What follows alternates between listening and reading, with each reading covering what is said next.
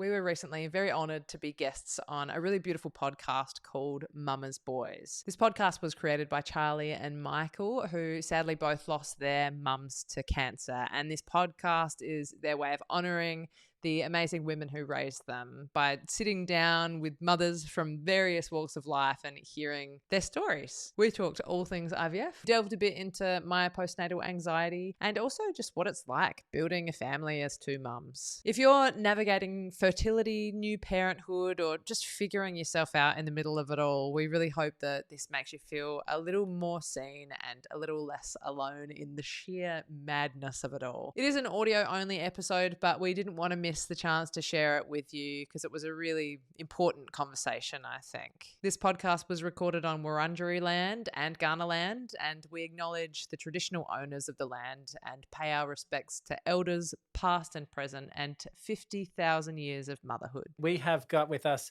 Nina and Claire. What can you tell us about yourself, Claire? Who are you?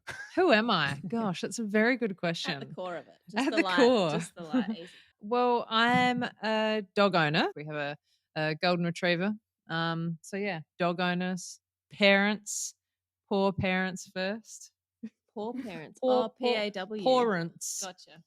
Isn't like, that disgusting? I thought we were getting straight into financial hardship. I was really Yeah, excited. I was like, okay. Cozy living, very tough times. Sure.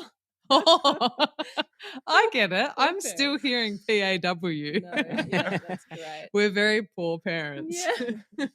We have a baby, which is amazing. We have a 5-month-old, Emily. It's so funny. I'm like, who am I? Literally, that is all life is at the moment. I don't know anyone else. First 5 months, that makes sense to me. That is all Yeah. that you are at this stage, just trying to figure it all out. How about you, Nina? Are you anything else? I'm mainly Emily's other mum. Then I'm also your wife. So from Adelaide, born and bred, and lived over in Melbourne with Claire for a bit, and then we came back here, and we have lots of family around us, so we're very lucky with our little darling Emily. She's got lots of family to cuddle. But yeah, we live down here and love life and just cruise along with sweet little Emily.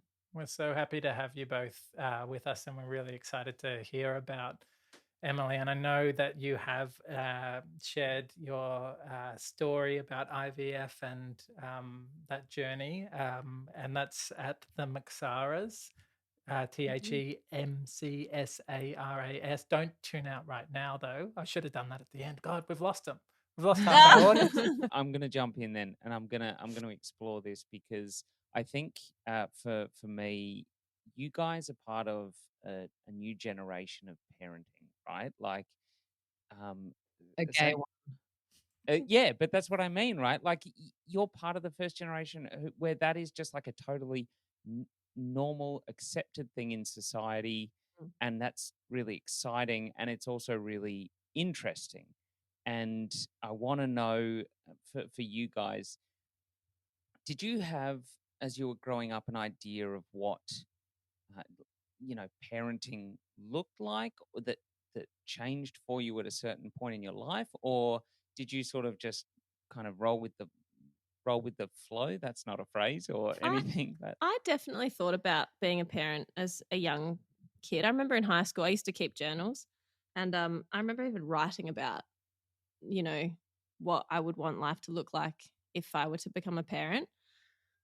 And it's really interesting because it was really funny structural things as well. It was like, I want to make sure, we've got somewhere nice to live. Like, I wanted to make sure I could provide for my kids and, that sort of stuff, and just make sure that I think I was quite a lucky kid, and certainly my parents provide a lot of opportunities and support for me.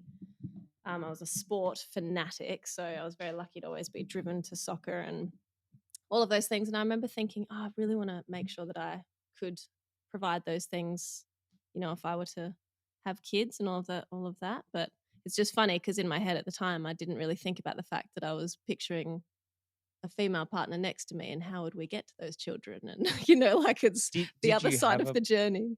did you But have a partner as you were imagining all that in your head, or just not? It was kind of yeah, more just and like it was what like I'm going to do. probably one of the McLeod's daughters is pretty much what I was sort of, Mm. I was Nice. like, yeah, no.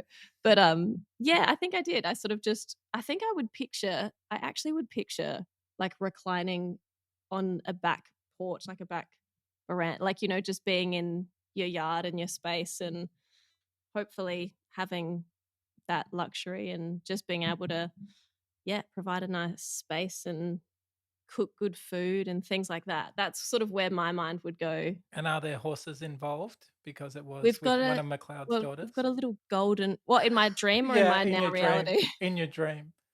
Look, there were horses, I'm sure, and the backyard was like, I'm sure, like rolling hills or something completely unrealistic. Yeah, I did think you were going to say we do have a small Yeah, we miniature pony here in the right? house. We're actually breeding them. Yeah. Mine was quite different. I imagined, parenting with a nice Christian boy, and I wanted to be married to a very handsome man who played the guitar. Nearly.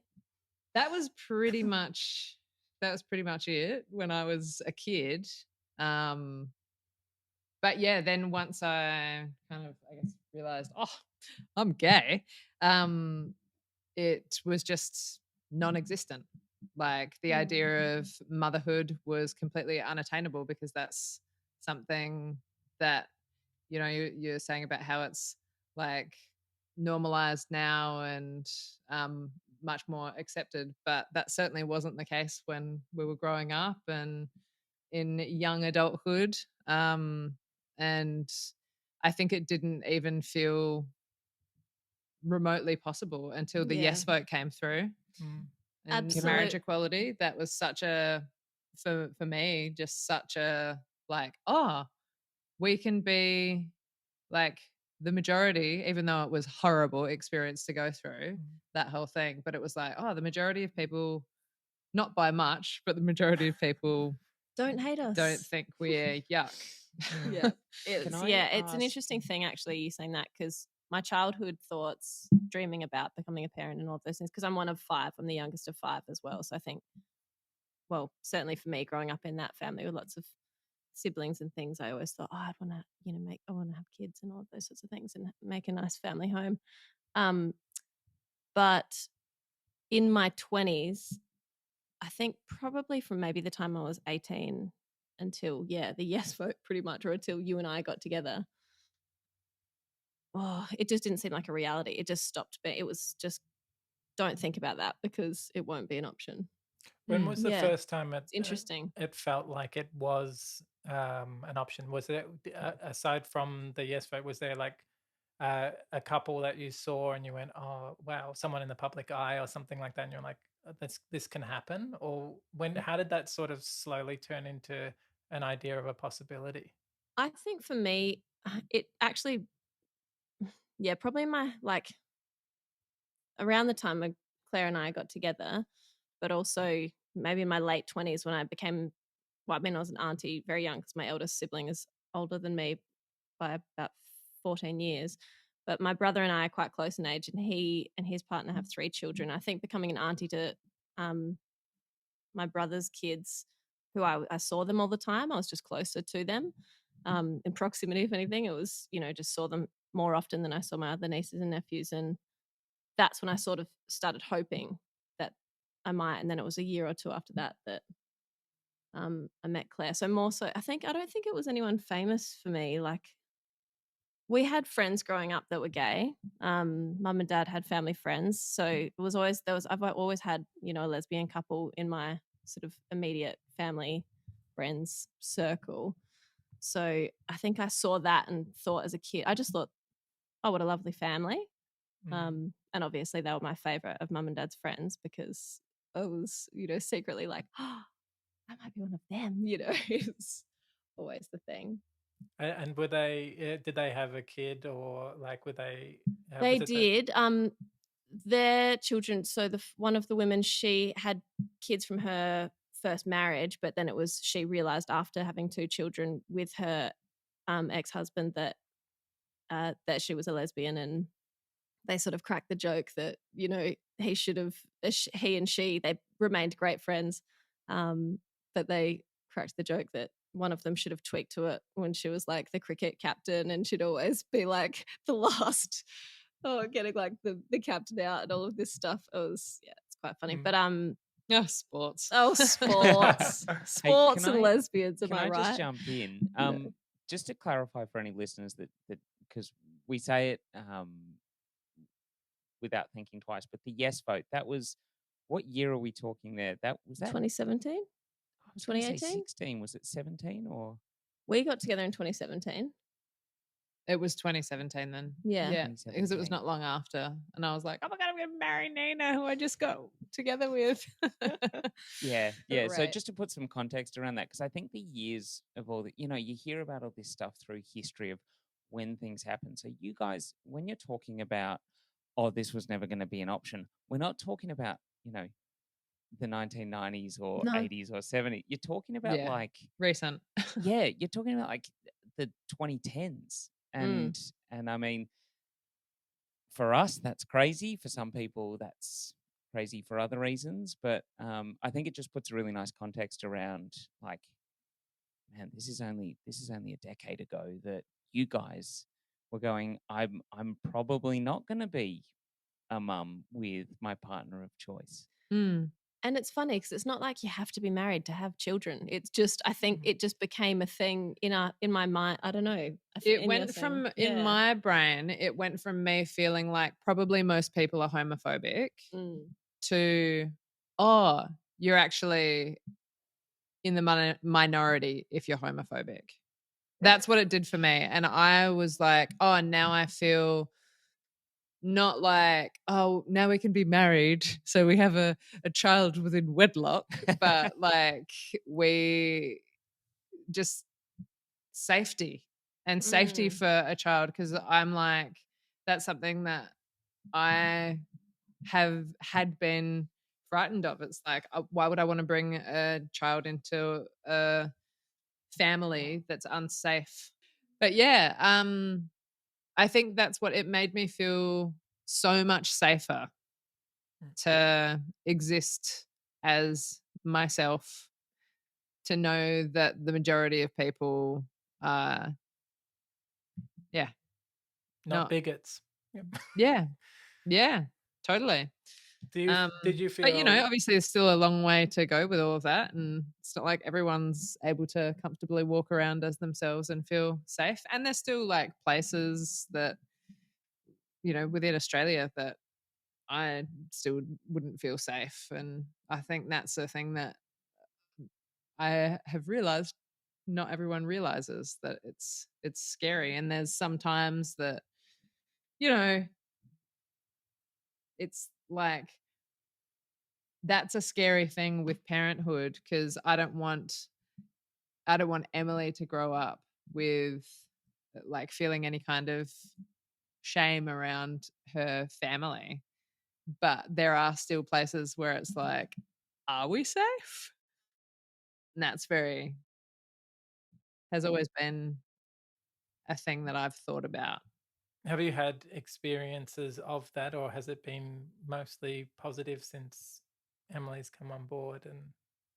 And there are definitely constant assumptions, because I'm with Emily like most of the time. Nina goes to work and I'm with Emily most of the time. And the assumptions are just like, so does she look more like you or more like dad? And like, depending on what the context of that interaction is, while Emily is this age, I'm just like, with some people, I'm just like, oh, me. Like, because I can't be bothered, because it's like, is this a relationship that I care about? And am I going to be around this person again?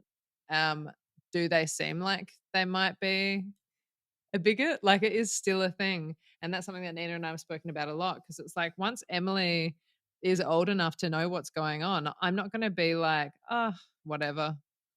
You're going to I'm- say, Dad doesn't exist.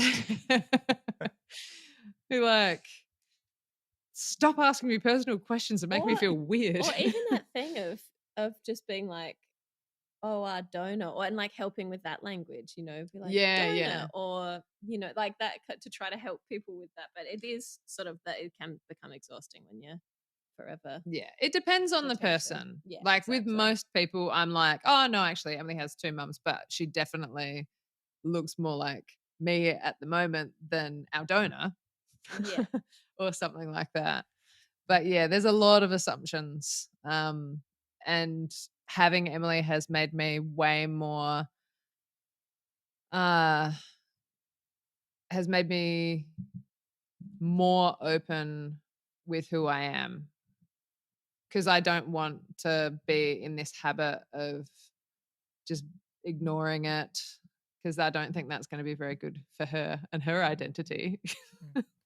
When was the moment for the two of you as a couple where you're like, where we start talking about having kids and are we going to do this and how are we going to do this? Did that happen early on or was it later in the relationship?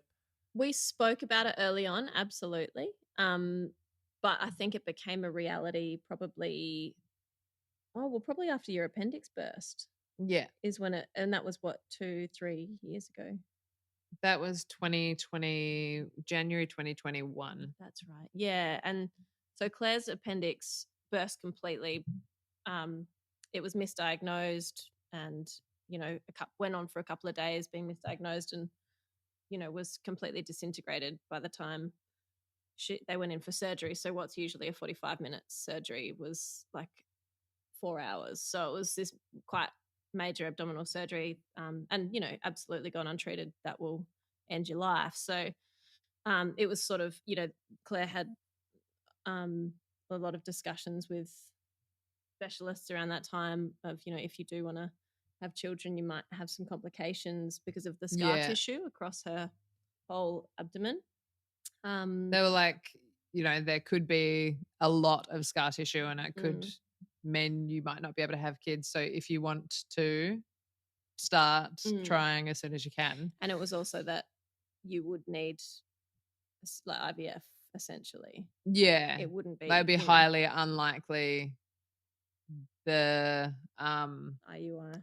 The fallopian tubes and because of all the scar tissue, stuff's not coming together and meeting up properly. We're seeing a lot of scientific hand gestures here just for the audience as Claire describes this. But guys, it sounds like you had the discussion of if you were to become pregnant, who was going to be pregnant out of the two of you guys? Yeah. Well, that was the thing that made me go, because I was faced with this thing of maybe I am not going to be able to, and experiencing just feeling so devastated about that possibility that I was like, oh, it seems like I really want to. And I hadn't had that kind of clarity. We'd kind of been like, yeah, kids, maybe one day. And it was that happening and being told like, everyone, like there's always a time limit, but there's was a much more a faster ticking clock for me. Yeah, because we had from the beginning when we talked about kids, we did sort of, I think we thought you might carry first. We sort of logically went, because Claire's 2 years older than me, so we sort of went, oh, probably you'd go first, and then maybe me, or I don't know. But that was, as Claire said, like a bit when it was more of just a lovely idea for the future, and then when it became this, hey, you better get going if you want to do this. Claire just had this really big drive. And I sort of went, oh, cool. So we get to have a baby and I don't have to be pregnant. That's awesome. It's like, great. Can I ask a bit of a random question? Like once you, I mean, we'll go back, but like skipping forward, once you did become pregnant, and seeing Claire go through that, Nina, was there any sense of like, oh, I wish it was me at the moment, or like I want to be experiencing that sort of thing, or you were happy experiencing it from the perspective you're at? For the most part, I was really quite happy with our roles as they were. There's certainly an element of like fascination and intrigue, and knowing that my body has the same stuff as knowing that I've got that makeup that can do the same thing. It is a pretty cool and amazing thing to watch. And then also seeing the things like, when Claire's hips would like dislocate in the middle of the night and all of those sorts of things, and when it got into the sort of intense parts of the pregnancy, When it got into me dreading literally every moment of every day. Yeah, when Claire would cry before bed because there was no sleep going to happen, I would thought to myself, gee, I'm lucky. But yeah, absolutely. There was a definite sort of wonderment from me the whole time in a different way. It wasn't just me looking at Claire going, oh my gosh, this is so amazing, and our baby and all of these things. It was also just the, amazing sort of possibility of the human body, and the fact that mine has the same stuff I did sort of feel it, especially when I got my period, actually. That's when I started going, oh, that's that. That. You know that you're reminded every month. I mean, no, I But don't it's- know that, but yes, I as a do wo- know yeah, what well, you as- mean. yeah, Yeah. yes. Yeah, it's as a cisgendered female, I certainly have. Yeah, I've experienced that every month, which has been really great. But you don't really think about it until I think you're on that. Well, I certainly didn't think about it in relation to that until you're sort of on that journey, and then you're like, oh my gosh, that's what that is. I can make life. This is wild. It really is an incredible thing.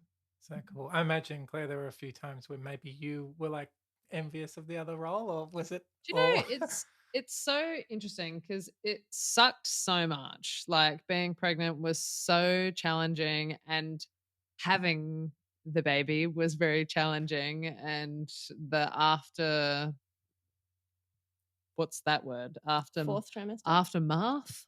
Mhm. The time after the baby is born, that's like it's challenging.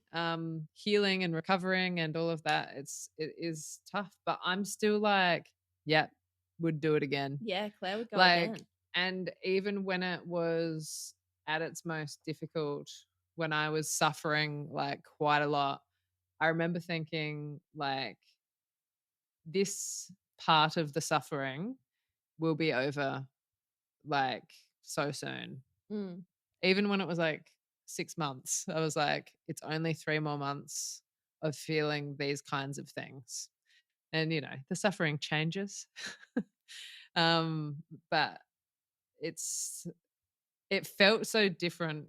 I feel like the appendix thing, because that was like the most challenging, physically challenging experience I've ever had, the recovery from that.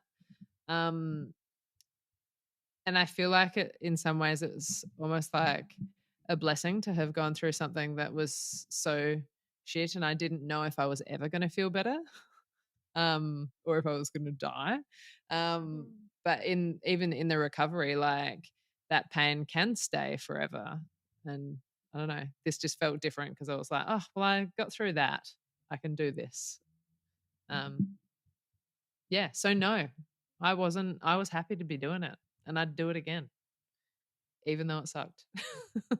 Can I ask about the IVF process, because for a lot of people they would sort of and having a donor, and people would have no idea Totally.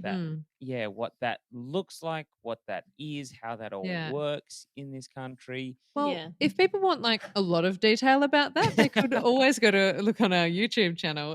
Because we were like, wow, there is a lot of stuff out there, but I couldn't find anything that I related to, which is why we started our YouTube channel. And I think it's safe to say we were also those people. Yeah, That's, totally. We had 100%. absolutely no idea. So our YouTube channel is very much us like learning and discovering, and it's all very much in like the language of people who have absolutely no idea.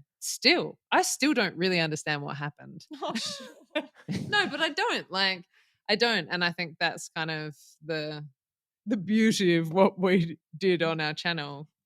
But that's got to be really tricky and complicated for you guys. So obviously, like, I mean, the channels at the McSarras has got like a lot of detail, but for you guys, like going into that process, going, oh, No cool, idea. we've Yeah. decided we want a kid. What do we do? Yeah. And I think for us as well, because YouTube is can be is a source of so much information on there, some reliable, some not, of course. But yeah, in terms of experiences in IVF, we looked a bit and on the internet and here, there, and everywhere. But for resources and firsthand accounts and all of those things, there wasn't a great deal out there, and certainly same-sex couples. Just to share it from a human, we certainly weren't pretending to be an authority on the matter in the sense of having prior knowledge or research or any, professional anything. We just went, let's just give a human approach to it because that's what we want to do. And we kind of wish there was someone who we could watch their channel to learn from. So we just decided to be the sort of gap that we found, fill the gap. Because it was Yeah. because of the appendix situation. Was it straight to IVF, or were there other options in the mix? Or Well, Claire, we'd thought about, like, before the appendix thing, we'd thought about just like doing a home job, turkey baster situation. Yeah, we were like, this will be free. We've got a known donor, no worries. That is an amazing turkey thing. baster. We do know our donor, but it was like, because of what happened with my appendix, it was like the only option for us was IVF. Because the extent of the damage was pretty significant.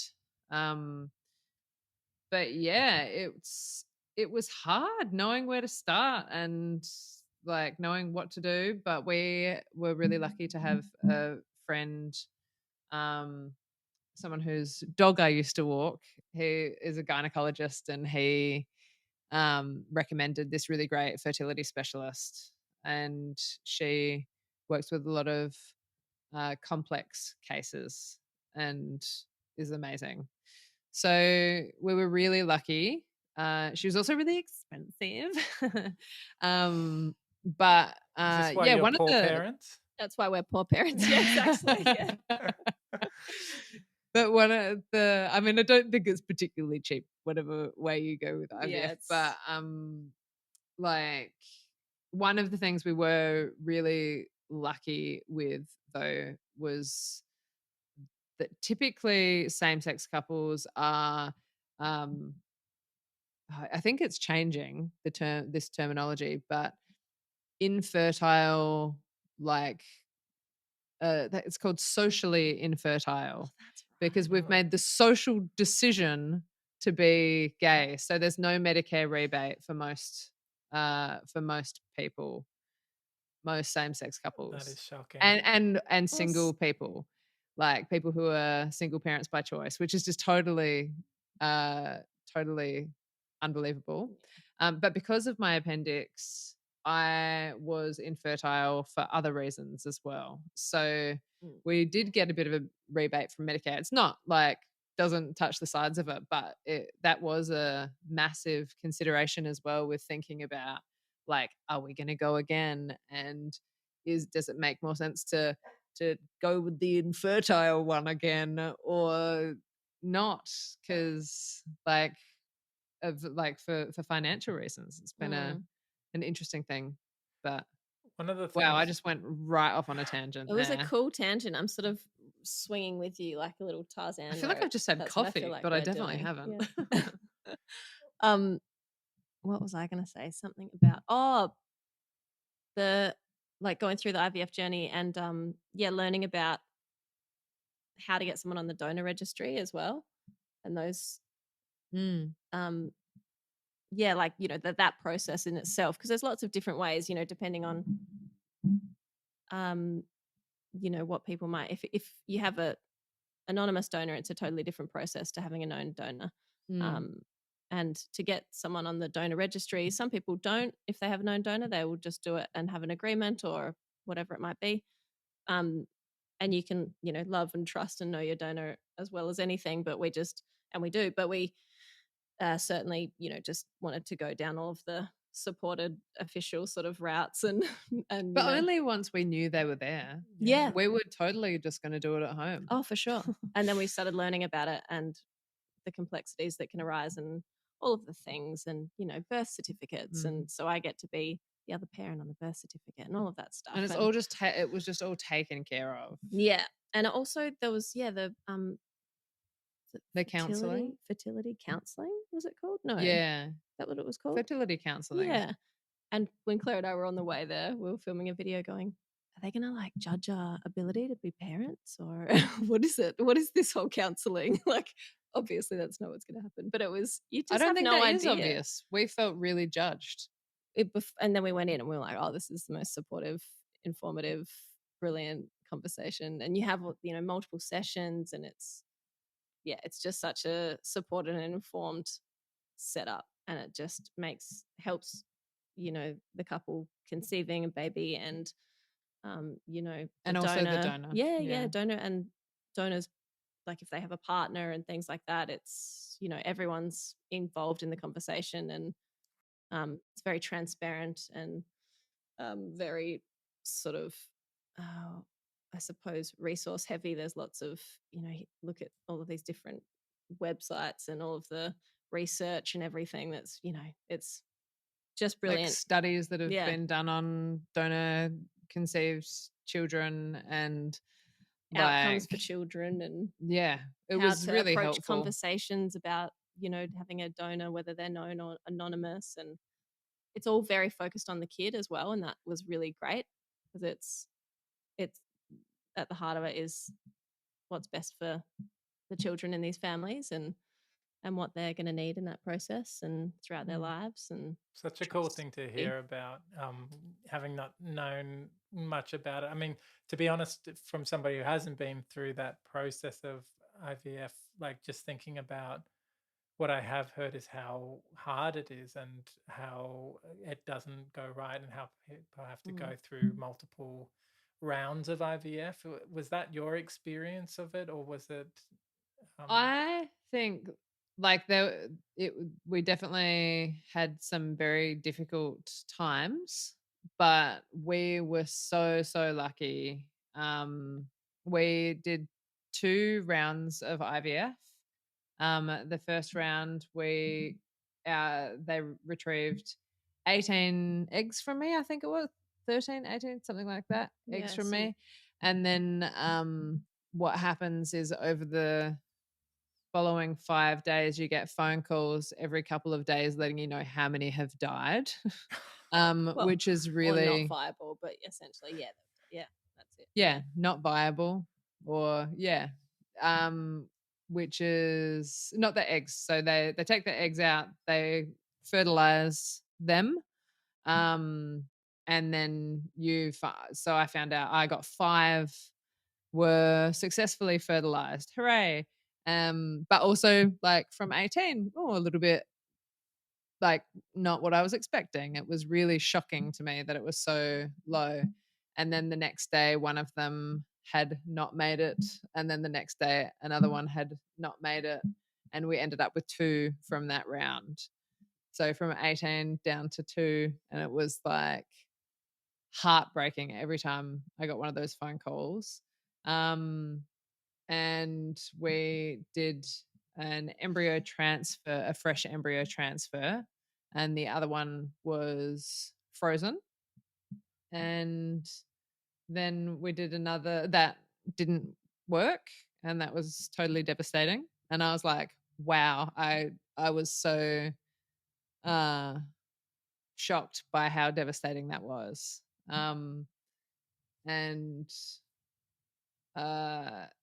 Then we did another round of IVF. So did the whole full, all the needles, everything again to retrieve some more eggs, and 0 fertilized from the second round. It was 9 or something eggs you got. Yeah, something like that. And then none.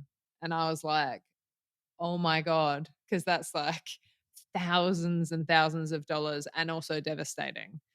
So it's like expensive in every possible way. Yeah. And but we were still like, okay, let's just because we wanted to have like, you know, potentially siblings, potentially have a couple of kids. But we were like, oh, let's just transfer this one and just see what happens.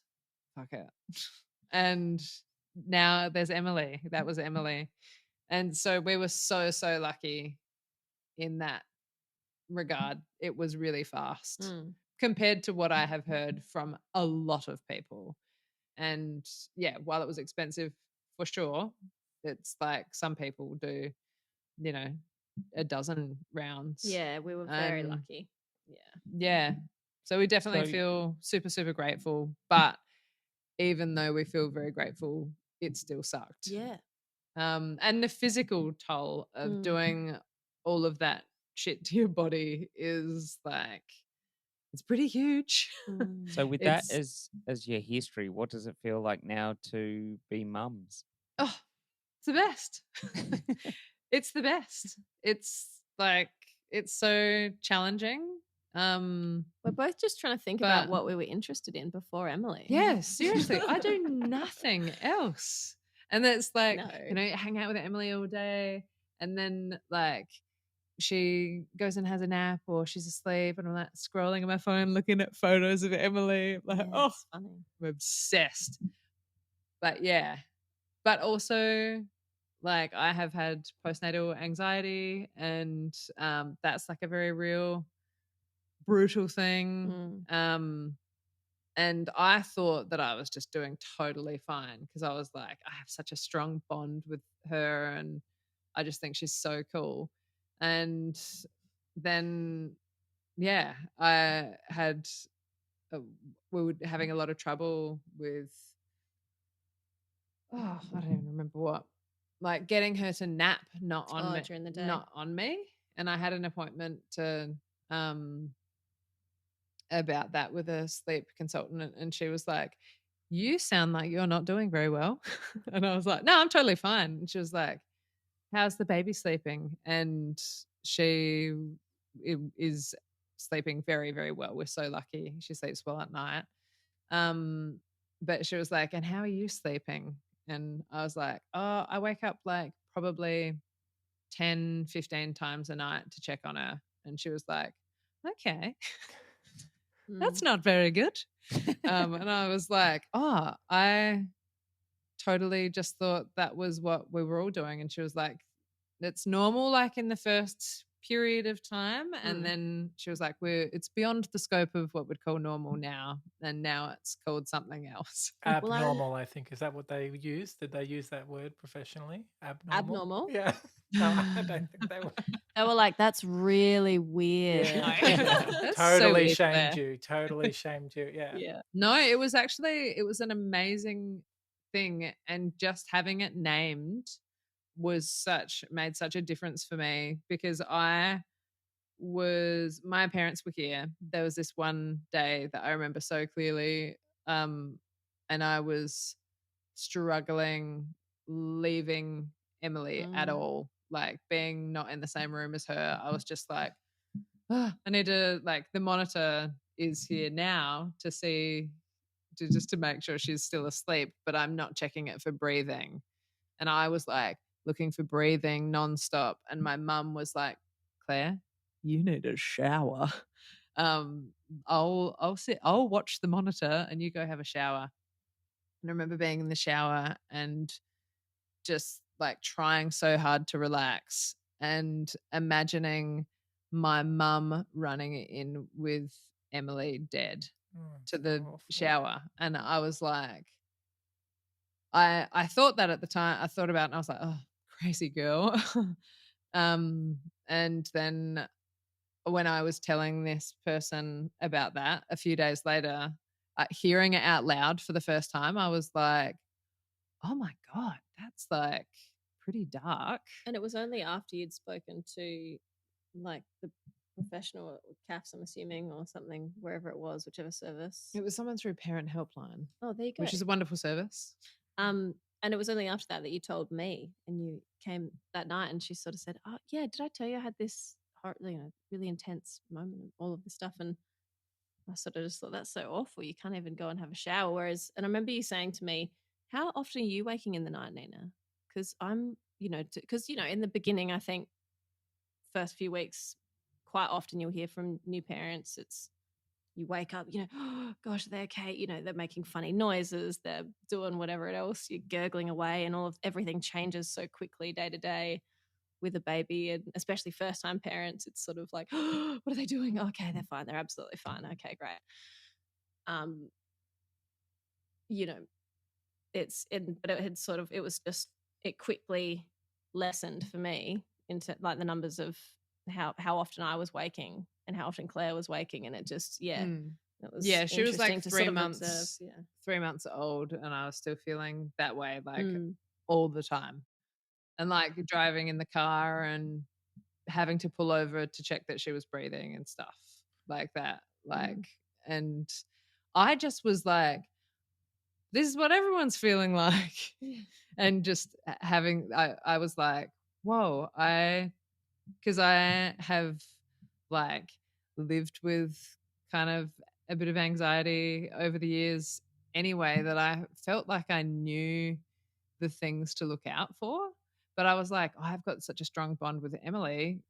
And that was like the big thing I'd heard about with postnatal depression, is like not feeling like you have as much of a bond. And like I was getting out and doing stuff all the time and going to parents groups and all this stuff, and I was like, I'm fine, and just so worried the whole But time your though. body is telling you to do a lot of that as well. You've carried the child and now you've delivered the child. It's not like everything that's going on for you. So Nina, I'm relating with you in this situation because after my wife Emily, and let's make that clear, not your child. After my Emily gave birth both times, there is so much going on for her, and sometimes I would feel like I just I don't get your experience, and like there are things that I can detach from that she couldn't, or things that were happening for her that I couldn't relate to. Is that what you felt or still feel? Because your Emily's only 5 months old, Nina. Yeah, it's such a funny thing. Like, I don't know. Yeah, I mean, going even through pregnancy and now we have Emily, and yeah, it's absolutely two unique experiences. You know, birth parent and non-birth parent is, I think, I just, yeah, I definitely relate to your experience as well. It's because I think as well, generally the other parent will go back to work and do that sort of stuff. So you sort of rip the Band-Aid off a bit earlier as well. You're sort of like, well, but you've got this drive because you're like, well, I'm going to work and I'm doing the stuff and I'm bringing home money for the family and, that sort of stuff. And, cooking and cleaning, like I do all that sort of stuff. And, I'd, Hang on, not all of it. well, no, but Most of it. no, but, to that, I think I'm someone who, if I'm given, as someone's like, hey, Nina, this is your role, this is what you're doing, I'm just like a dog with a bone. And that's if I'm given like the task, and obviously I've given myself the task of, all right, I'm support person, I'm the other parent. I just kind of I found that I've just focused on like making sure I'm doing all that nurturing and supporting stuff.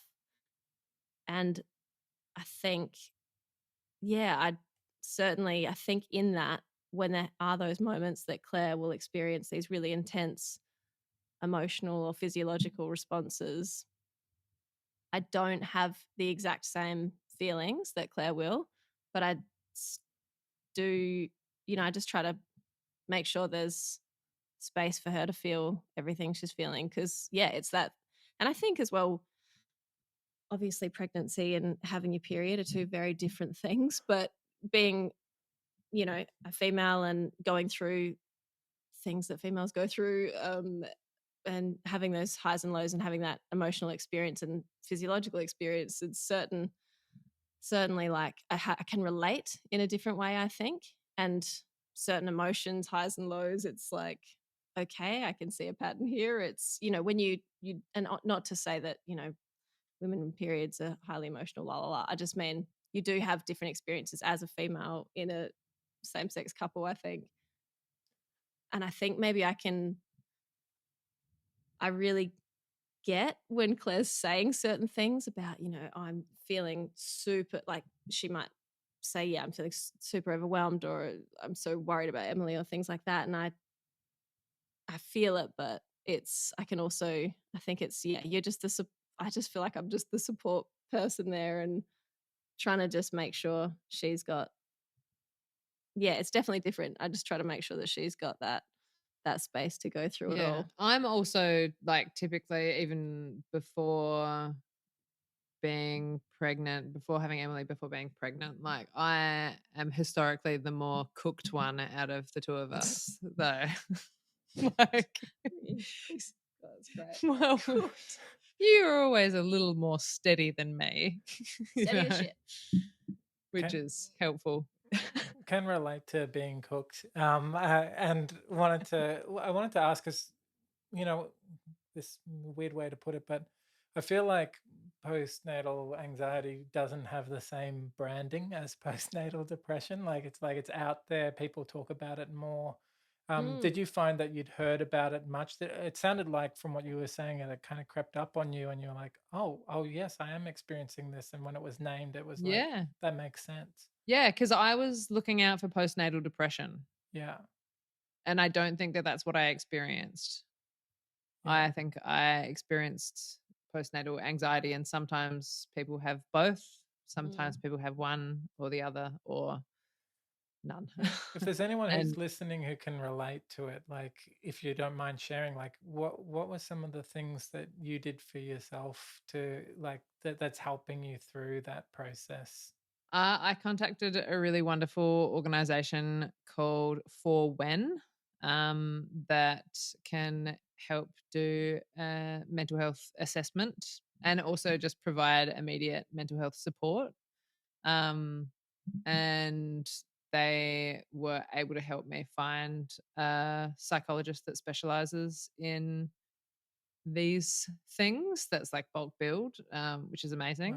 Wow. And For When, like as in for when you need help after having a baby, For When. Excellent naming. It's yeah, I think that's an all over the country thing, but yeah, I made good use of the free resources that are available. I also have a therapist that I see regularly as well.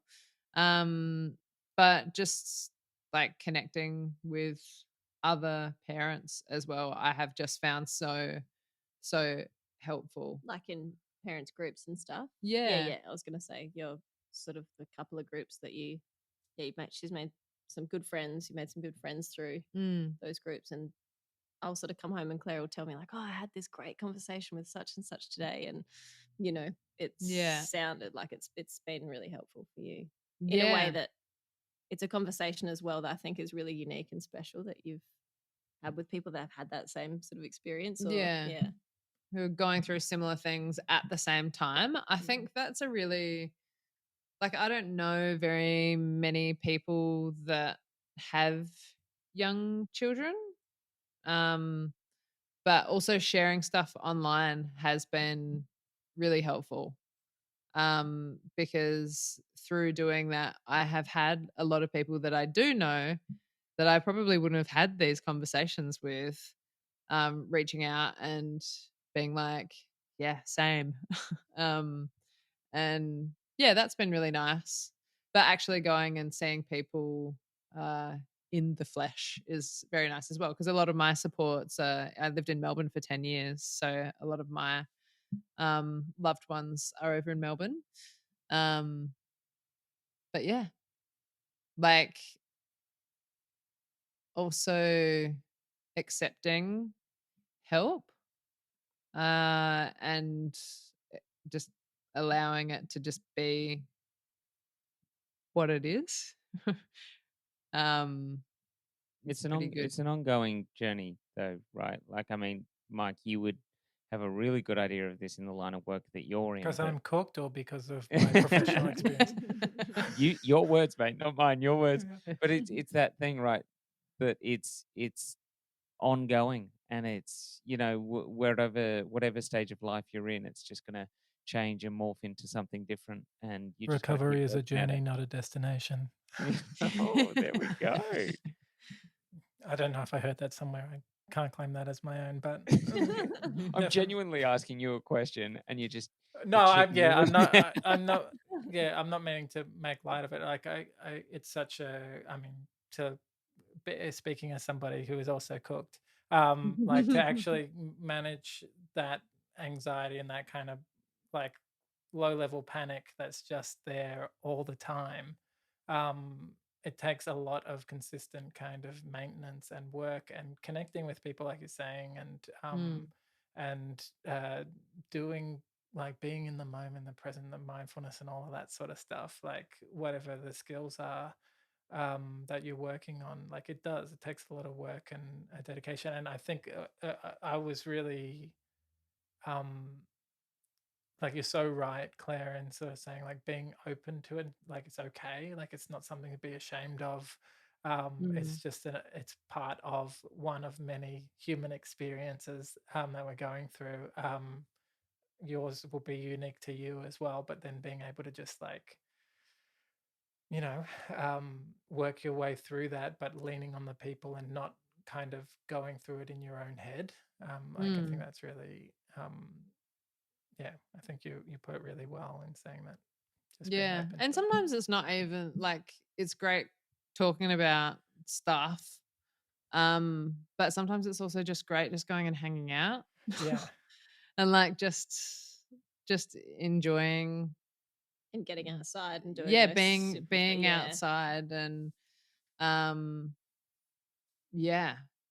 Like I do a lot of being outside now that Emily's here. And I do also like just spend so much time being like intentionally present. Whereas pre Emily, I could have scrolled on my phone for hours and hours and hours every day. And, you know, I try not to do that now. Like, I don't want, I want to like be with her and I want her to look at me and see my eyes looking at her, not my eyes looking at my phone or checking something or like forever doing something. And I do spend a lot of time just like laying on the floor or laying on the couch with her or just like, yeah, there's a lot of time spent just like existing now that it's new to me, not having to be forever doing something or achieving something. It's I like, find it fascinating watching my kids find joy in tiny stuff. Before I came here to record this episode, I put on a jumper, and Layla, my 2.5-year-old, was like, "What's that?" And I was like, "It's my jumper to keep me warm." And she went, Mummy, it's Daddy's jumper, like mine. And it's like she finds joy and fascination in my jumper. And I was like, such a simple thing, but that's what being present is as well. In a way, you kind of go, "Oh, Dad, you kind of put on a jumper, you crazy cat." But it's so like, good. and then you see the games that you create, the simple games, and like, I mean, obviously this stuff will come for you guys, but for the stuff like to think about what Emily's learning right now, and everything is still so new, like every experience is so new, and I'm doing the same thing that you guys are doing and going, I'm going to try and put myself back into their joy and their fascination, because I had that once. And it's just that we've now grown into a world where our fascination is scrolling on a phone. And I'm kind of like, oh, I want to tap into what you guys are offering because it looks really good. Yeah. Yeah. Yeah. Like just to be like, wow, look at the tiles on the floor. I was at the hospital with Emily today. She has a few hemangiomas, those strawberry birthmarks. So we have to go get them checked out every now and then. and we're at the hospital in the waiting room for ages and ages and ages. And it's just like, you can literally just flip her from laying on her back on your lap to laying on her belly on your lap. And she's like, oh my God, wow. What the heck is Look this? at the floor. It's just so cool. And yeah, watching her like experience new people and like, I find it so good. amazing. For the last month, I've been doing condensed weeks at work. So I've had Fridays with Emily, with just me and her. So it's been really nice to get a bit of time just with the two of us and experience that as well, because it's a bit of a rare thing. Because weekends are awesome. We get to all be together and go do stuff, and that's great. But it's cool to have that. I'm in awe of the fact that you were able to, or that you always get out the house and go do stuff. Like I'd like play guitar and like all of a sudden like an hour's gone and Emily's just been like jiggling and found like her hands, it's sort of, yes, but Nina, I would go crazy if I stayed home every true, day. true, exactly. And I was a 1 day a week for me, whereas it's every day for you. But it's just so cool, like just doing little things with her, and she just gets like going out and looking at some leaves on a tree. She's like, wow, it's the best. Like, yeah, I love it. I feel like we always get to this stage with guests where we could talk for ages, and motherhood is one of those, and parenting is one of those kind of topics that you go, there's no end to what you could talk about with this. We've really loved having both of you chat to us today, and I'm curious if there's something that we haven't asked you about, that when you knew that you were going to talk about your experience of being a mum, that you're like, I really want to sort of say this bit, like this is important, or this feels important now. Don't know. No.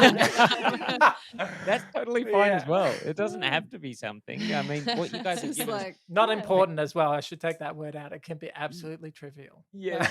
Well, I was thinking recently about how shit it is that we haven't played any board games really since Emily's been out. Well, she's probably a bit young, so give her Not a bit with of time. her. With her. I know. Since selfish Emily came along, took away all the Yeah, board exactly. games. Now we can't play Wingspan all day on the weekends. But like we haven't. And I remember when we were like when I was still preggers, we were like, oh, we're gonna make sure we still do that kind of stuff together. Like that we still, because we love playing games. And we've forgotten to, or there just hasn't There's been no time time. to. There Yeah. hasn't been time to. But I do think sometimes like maybe you can make a little bit of time just for a little bit of a game. True. That doesn't always have to be a 2-hour long like what is it called? Engine building game. It can just be a quick game of But you'll get that time What? as well. I mean, there hasn't been time now, but you'll get that. It's 5 months. That'll come back. yeah, but I want If to you- play games, and so I guess I'm just upset. Amazing. And look, here's an Amazing. hour that you've been recording a podcast, and you We could have been playing a games. game. Could have been playing games the whole time. But Well, that's a nice seriously, place to though, finish it, She's I got think, backgammon Mike. down here. Would have rather be doing board games. but seriously, like you are able to actually carve out time for things that are important, and I think it's so cool what you guys are doing. That we're like, we have a 5-month-old. Is this really something we feel like doing? But yes, because it's Yeah. important, and I think it's I think it's lovely and wonderful. It's really nice. But it's like you can actually carve out time, some like not all the time, but maybe once a fortnight we could have a game of backgammon. Be reasonable, will you? Please be reasonable. Once a fortnight. But It's really nice though to have this conversation, and thanks for having us in it, because it is so nice to just have that. Like, yeah, obviously we're big data boxes and we we're like ramblers. love a little bit of reflective practice, but no, it's just great to have a conversation and delve into those things. It's really cool. Nina and Claire, we have loved your ramblings. Thank you so much for opening your hearts and talking to us about your experience. If you love that as much as we loved it, make sure you check out Mama's Boy podcast. We've linked it in the description for you to check out. And to follow along with our journey, make sure you're subscribed here. Thank you so much for listening. And yeah, we love mums.